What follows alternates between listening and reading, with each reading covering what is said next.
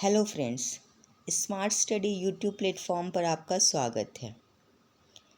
सबसे पहले तो आज नवरात्रि स्टार्ट हो रही है, तो नवरात्रि की आप सबको बहुत बहुत शुभकामनाएं।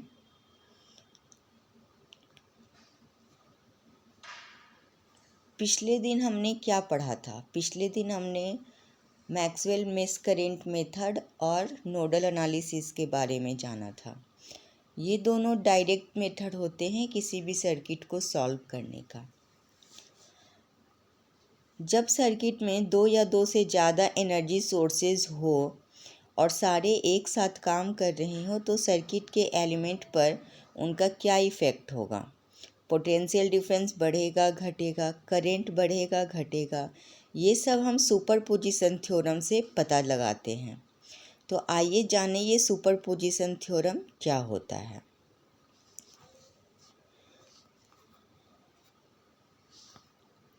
किसी भी लीनियर बाइलेटरल डीसी नेटवर्क जिसमें एक से ज़्यादा एनर्जी सोर्स हों तो रिजल्टेंट पोटेंशियल डिफरेंस और करंट किसी एलिमेंट में अलजेब्रिक सम होता है। जब नेटवर्क में एक ही सोर्स काम करेगा और दूसरे सोर्स को हम शॉर्ट सर्किट से रिप्लेस कर देंगे, लेकिन अगर करंट सोर्स होगा तो उसे हम ओपन सर्किट से रिप्लेस करेंगे।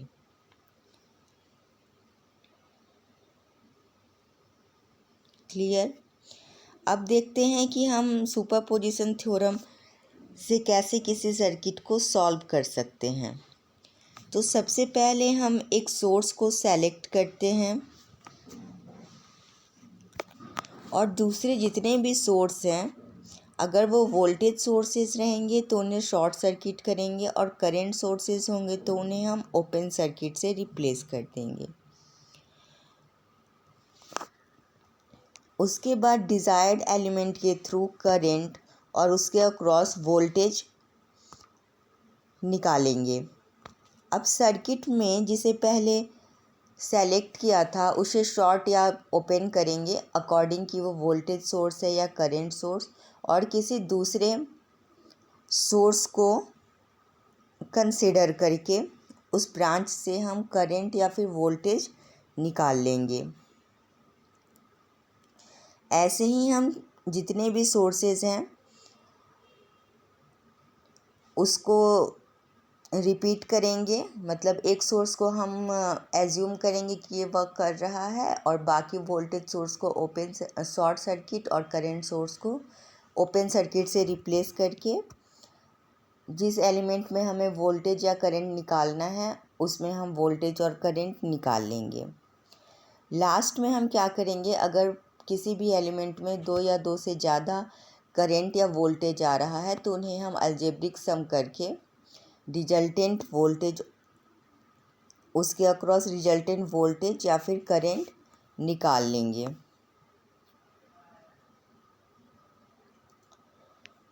जैसे ये एक सर्किट दिया हुआ है जिसमें दो वोल्टेज सोर्स काम कर रहा है, 50 वोल्ट 10 वोल्ट, और चार इसमें रजिस्टर हैं, 20 ओम 5 ओम 5 ओम और 40 ओम। तो हमें 40 ओम से करंट निकालना है कि इससे कितना करंट जाएगा। हम यहाँ क्या देख रहे हैं कि दो सोर्स हैं, तो सबसे पहले हम क्या करेंगे, एक सोर्स को एज्यूम करेंगे कि ओनली 50 वोल्ट सोर्स काम कर रहा है और ये 10 वोल्ट सोर्स जो है ये क्या हो गया, शॉर्ट हो गया। अब ये शॉर्ट हो गया तो अब इसका इक्विवेलेंट रेजिस्टेंस क्या निकलेगा,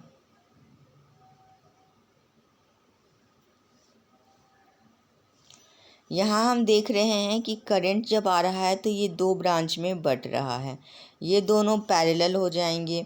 तो सबसे पहले हम इस पार्ट का इक्विवेलेंट रेजिस्टेंस निकालेंगे। तो इस पार्ट का इक्विवेलेंट रेजिस्टेंस क्या हो जाएगा, R।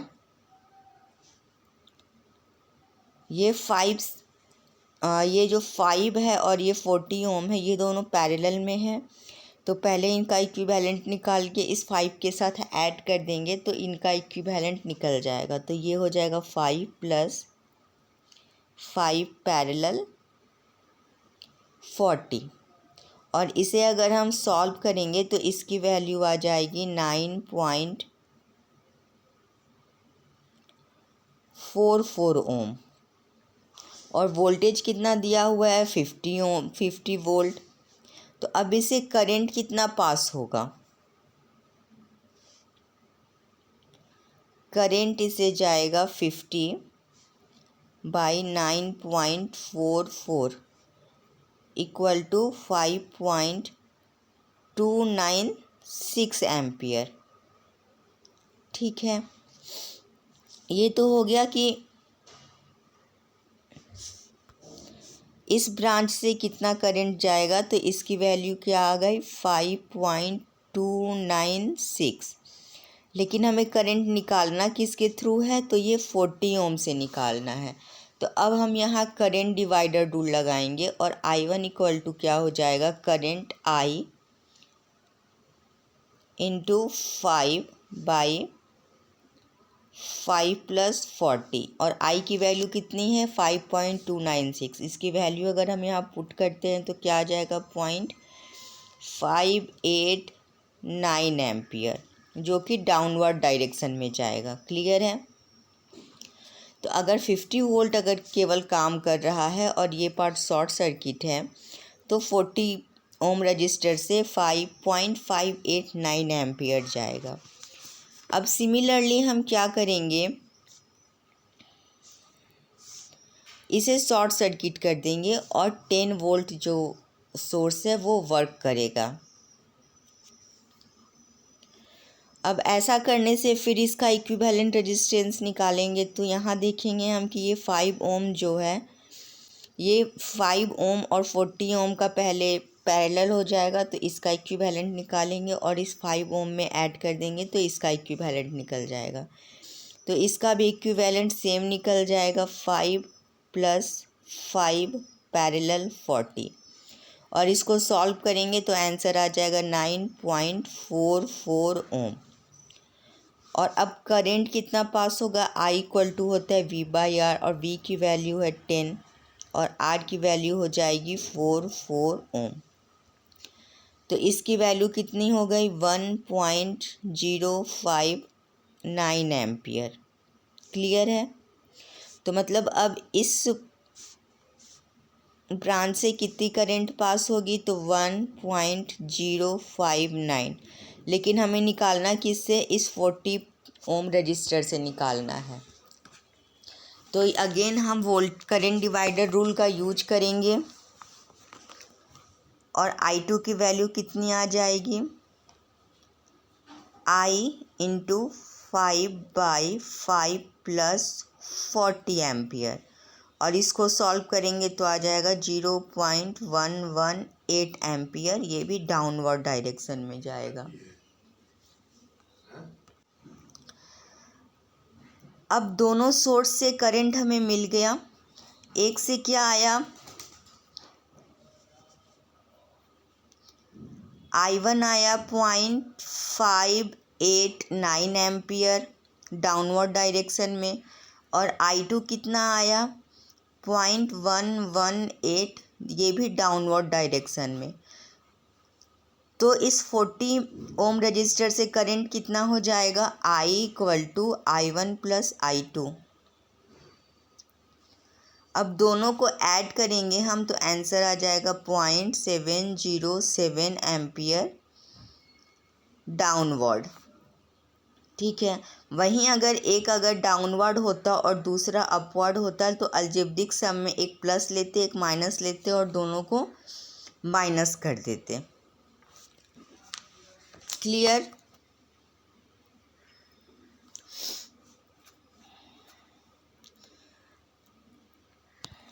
अभी इस सर्किट को देखते हैं। यहाँ पर भी दो सोर्स हैं लेकिन दोनों का कुछ इंटरनल रेजिस्टेंस दिया हुआ है। एक का इंटरनल रेजिस्टेंस 0.12 ओम और दूसरे का 0.08। तो इस वोल्ट सोर्स से जो करंट जा रहा है इसे हम I1 ले रहे हैं और इसे जो जा रहा है इसे हम I2 ले रहे हैं। और दोनों कंबाइन होके इस रजिस्टर से कितना करंट जाएगा, I3 जाएगा। क्लियर है? तो सबसे पहले अब इसे सॉल्व करने के लिए हम क्या करेंगे, इस सोर्स को शॉर्ट सर्किट करेंगे। अब इसे हमने शॉर्ट सर्किट कर दिया, लेकिन इसका जो इंटरनल रेजिस्टेंस है वो इंटरनल रेजिस्टेंस हम सर्किट से नहीं हटाएंगे। अब अगर हम इधर से देखें, इसका भी इंटरनल रेजिस्टेंस हम ऐसे सीरीज में मान सकते हैं। अब इसका इक्विवेलेंट रेजिस्टेंस क्या हो जाएगा, यहाँ देख रहे हैं कि 0.12 है और फिर यहाँ से ये करंट डिवाइड हो जा रहा है, मतलब ये रेजिस्टेंस और ये रेजिस्टेंस पैरेलल में हो जा रहा है। तो इसकी वैल्यू कितनी हो जाएगी, 0.12 प्लस 0.08 पैरेलल 0.5।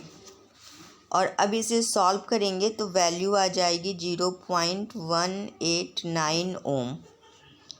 ठीक है। और अब I1 डैश अगर निकालें तो इसकी वैल्यू आ जाएगी 12/0.189 इक्वल टू 63.5 एम्पियर। और हमें करंट निकालना है इससे 0.5 ओम से।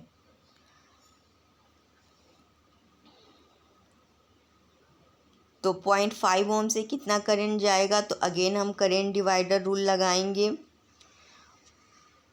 और करंट डिवाइडर रूल लगा के I3 डैश अगर इसे हम मानते हैं तो इसकी वैल्यू क्या हो जाएगी,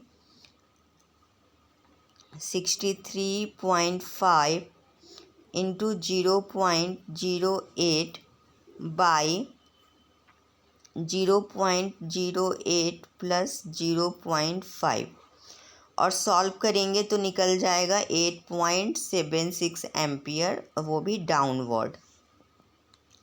ठीक है। तो अगर केवल ये 12 वोल्ट सप्लाई काम कर रही है तो 0.5 ओम से कितना करंट पास होगा, 8.76 एम्पियर। सिमिलर प्रोसेस हम इसके साथ लगाएंगे। इसे हम 12 वोल्ट को शॉर्ट सर्किट करेंगे और इसके रेजिस्टेंस को हम एज्यूम करेंगे और इसके रेजिस्टेंस को भी हम यहाँ सीरीज में एज्यूम करते हैं। तो अब हम क्या देखते हैं कि इसका इक्विवेलेंट रेजिस्टेंस कितना हो जाएगा। तो यहाँ से करंट इधर इधर डिवाइड हो गया, मतलब ये पार्ट और ये पार्ट 0.5 और 0.12 ये दोनों पैरेलल में हैं। तो इसका इक्विवेलेंट हो जाएगा 0.08 प्लस 0.12 पैरेलल 0.5। ठीक है। और इसे सॉल्व करेंगे तो आंसर आ जाएगा 0.177 ओम। और अब I2 डैश करंट कितना हो जाएगा, जब केवल ये 12 वोल्ट सप्लाई काम कर रही है तो वोल्टेज बाई रेजिस्टेंस, और इसकी वैल्यू आ गई 67.8 एम्पियर। तो यहाँ से कितना करंट पास होगा, 67.8 एम्पियर। लेकिन हमें क्या चाहिए, 0.5 से। तो अगेन हम करंट डिवाइडर रूल यूज करेंगे और I3 डैश की वैल्यू कितनी आ जाएगी, डबल डैश ले लेते हैं इसे, डैश की वैल्यू कितनी आ जाएगी, तो 67.8 इंटू 0.12 बाई 0.12 प्लस 0.5 और इसे सॉल्व करके आंसर कितना आ जाएगा, 13.12 एम्पियर। क्लियर। तो जब एक सोर्स काम कर रहा था तो I3 डैश की वैल्यू आई थी 8.76 एम्पियर और I3 डबल डैश की वैल्यू आई थी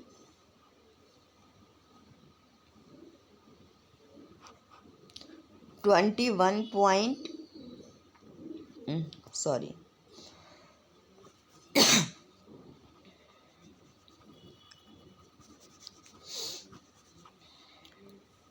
I3 डबल डैश की वैल्यू आई थी 13.12 एम्पियर और हमें निकालना है I3 क्या हो जाएगा I3 dash plus I3 double dash और दोनों को ऐड कर देते हैं तो आंसर आ जाएगा 21.88 और करंट के यूनिट एम्पियर। क्लियर।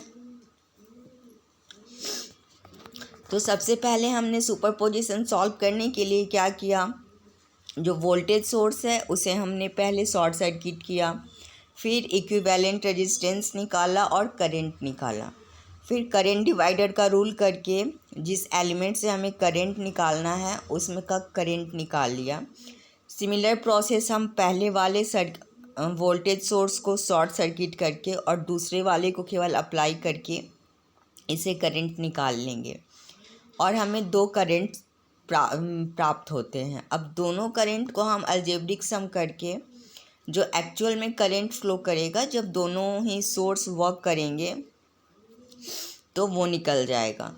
अगर दोनों डायरेक्शन जो है निगेटिव आ रहा है, डाउनवर्ड आ रहा है तो दोनों को प्लस करेंगे, दोनों अगर अपवर्ड जा रहा है तो प्लस करेंगे, एक अगर अपवर्ड और एक डाउनवर्ड जा रहा है तो इसे हम माइनस करेंगे। ठीक है, तो ये सुपरपोजिशन थ्योरम जो है ये भी एक डायरेक्ट मेथड है सर्किट को सॉल्व करने के लिए। नेक्स्ट डे हम थेवेनिन्स थ्योरम के बारे में बात करेंगे। तब तक आप लोग सुपरपोजिशन से रिलेटेड क्वेश्चंस को सॉल्व कीजिए और अगर कुछ भी प्रॉब्लम हो तो मुझे ज़रूर बताइए।